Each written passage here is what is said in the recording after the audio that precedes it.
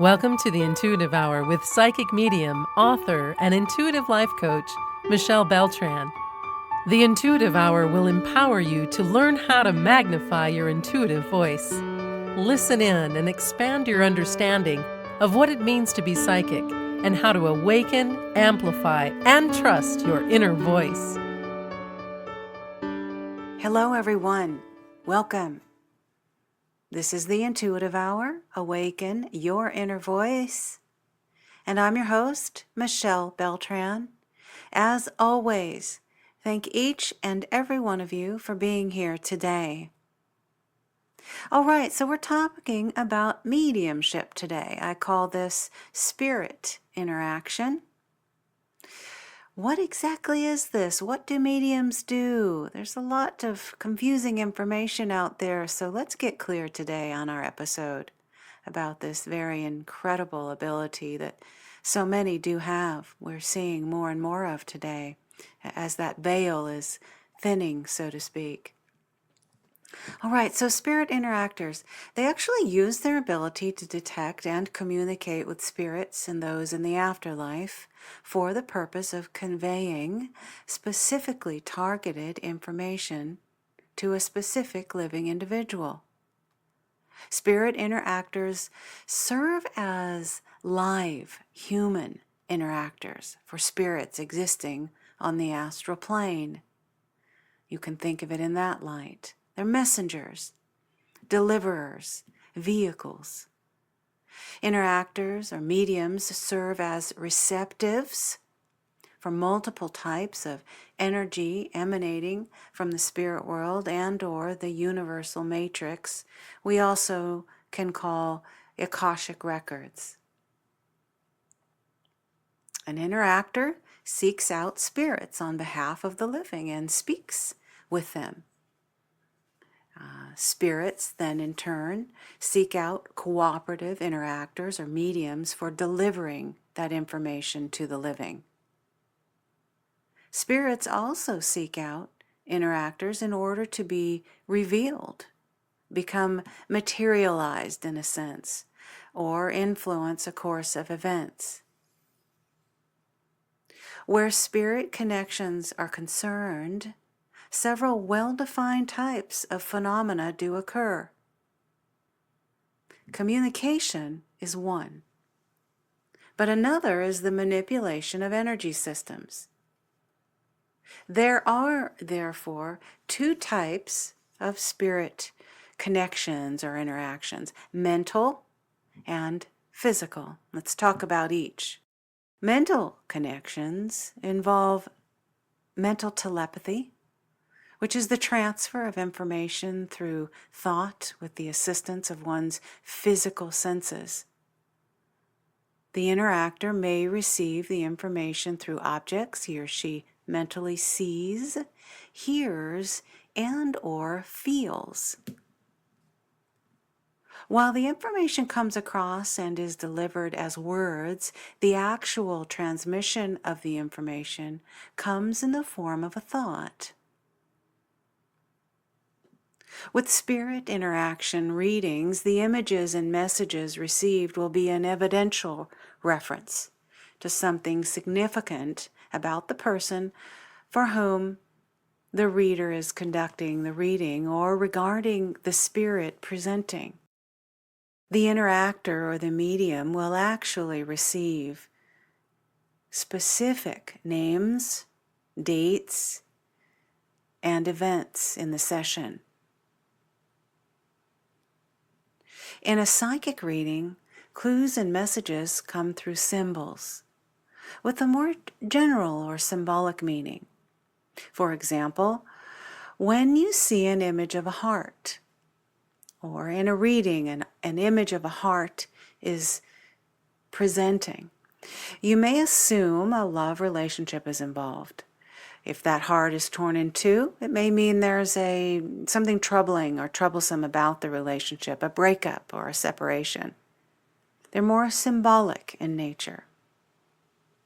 Such symbolic messages are more prevalent in a psychic session Yet, in a spirit interaction reading, spirits tend to converse in factual, evidential information.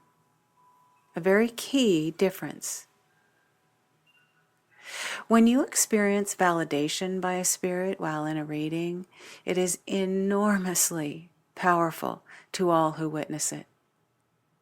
When a spirit comes through in a medium session, it is so very profound, and it not only provides validation of your ability to connect to the other side, but it's an indication that the work of spirit interaction is for you. You have a gift. It's important to note that individuals' transitions to the other side can be new to them. At the same time you're processing your grief at their loss, they are transitioning from this world to a new one and a new space. So the transition is new to them as well. They're adjusting. So keep in mind that your prayers help them find their way. It's possible for you to create a kind of soft landing for them as you do this, as you pray, which they will consider helpful. It's also important to realize that the other side is not a place like heaven or hell, a place traditionally described by traditional religions. The other side exists on the astral plane, a place of energy instead of physical matter, similar to what we experience in our world. The concept of an astral plane is common in other cultures and has been around in Western thought since before the Romans. Energy on the astral plane vibrates at a much higher frequency than it does here on the earthly plane. The most common sensation reported by spirits is that it's one of beautiful, calm, and peaceful communion among spirits. In our physical existence, the most common experience is one of conflict and desire. The complete dissolution of troubling and hostile sensations on the astral is, in itself, unique. Although the astral plane is a place of peace for the departed, that experience is not given to those conducting spirit interactions. Any experience with the afterlife requires a debriefing and a psychic cleansing of sorts. It's necessary in order to perform this work safely and effectively. Physical interactions with spirits involves such things as the familiar table interactions you've seen in movies, with or without the takeover of the interactor's voice. These rare physical interactions, or takeovers, so to speak, often involve the manipulation or changes of the physical environment, its systems, or its energies. Physical spirit interaction is quite rare, but because of the interest and appeal to the curious, it may lead to false expectations by those seeking to communicate with spirits. So it's important for those who wish to become involved with psychic phenomena and spirit communications to then protect themselves against low vibration energy. Sometimes this is known as psychic attacks in the psychic world. These low vibration energies, they are present. Do be mindful of them. They're a potential. Do be prepared for them. But remember, you're in charge. The gift is of love and light. If you endeavor to enter into any psychic work, the work of spirit interaction, or the relaxed interaction with clients, it behooves you to take precautions to be safe and ensure that low vibration energies don't make their way in. You have complete control and power over this.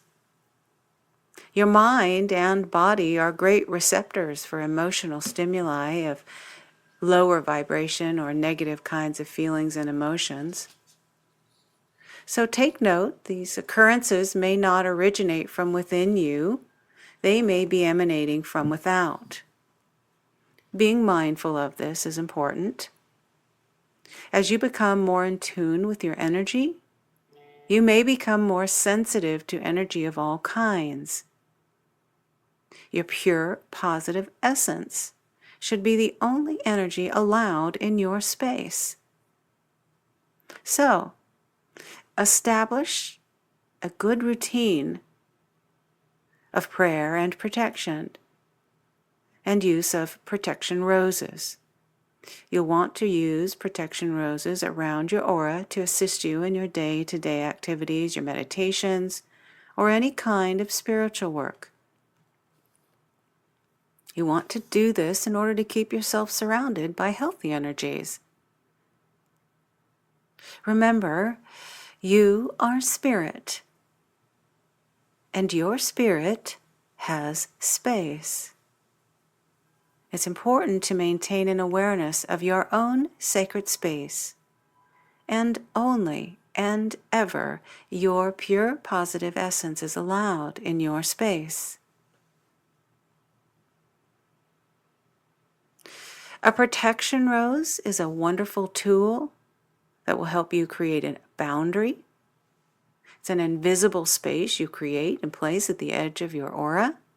I highly recommend you use this often. This protection rose acts as a filter or a receptacle to absorb energies around you that are not your own and that do not belong in your space. It helps you become aware of the boundary between where your energy ends and the rest of the world begins. You might look at it that way. A protection rose can also serve as a wake-up call to be mindful of your need of protection. For example, when the thought of a protection rose occurs, just the mere thought of it comes to mind, it's a clue for you to be aware. Center yourself by making a conscious effort to be present in the moment and undistracted by mind noise. Tune into the events and occurrences around you. The protection rose is a signal to be mindful of healthy energy, your boundaries, and the energy that may be flowing inward and outward and around you. Protecting yourself is extremely important when working with clients. After you complete a session, it's essential to release energy that may have built up during a session. We can call this a clean out, a releasing of energies that no longer serve you or your client. So you'll want to sit quietly and meditate. Work to recall your energy that may have dissipated and remained with those from the other side, and call it back. Any energy of yours that went to the client or to spirit, call it back. Then release the energies you receive from the spirit or clients back to them, sending it away from your space, creating balance. You may not be aware of it, but spiritual residue can build up like the sludge in an automobile engine and can build up, and it can cause mental and emotional disturbances down the road. So a clean out is essential. In addition, mentally incorporating a protection rose may help to imagine cords of outside energy connecting to your energy, which you can then disconnect with an imaginary pair of scissors. You might visit my energy cord releasing meditation for more information on this exercise here at the Intuitive Hour. Not releasing these energy cords can drain you from your body, can drain energy from your body, and can create confusion in your space. These kinds of energy cords that can attach during a session usually attach at chakra points. You may feel it in those areas. This is alerting you to become aware of which ones that are affecting you and giving you notice to do some releasing there. Ask your spirit guides to clear them for you at the end of each reading. And again, use the energy cord releasing meditation. A psychic cleansing is not only advisable, but also necessary for you to remain clear and in control of your own power. When you take your training, you will learn different methods of cleansing. For now, just know that such a ritual is important for keeping yourself safe and clear. So, if you're feeling unusually out of sorts, suffering unusual dreams, experiencing pains or other physical symptoms without reason or consistency, you may be experiencing residual low vibration energy, which just needs to be released through these techniques. All right, everyone, with that, we will bring our episode to a close. I'm looking forward to meeting with you all again next week. As always, for any questions, please reach out at mbeltran@michellebeltran.com via email or by telephone at 800-607-1770. Look forward to seeing you all here next week. Thanks for listening to the Intuitive Hour with Michelle Beltran. If you like what you heard, please share our podcast with a friend, and be sure to visit michellebeltran.com to get Michelle's popular Develop Your Clairvoyance ebook.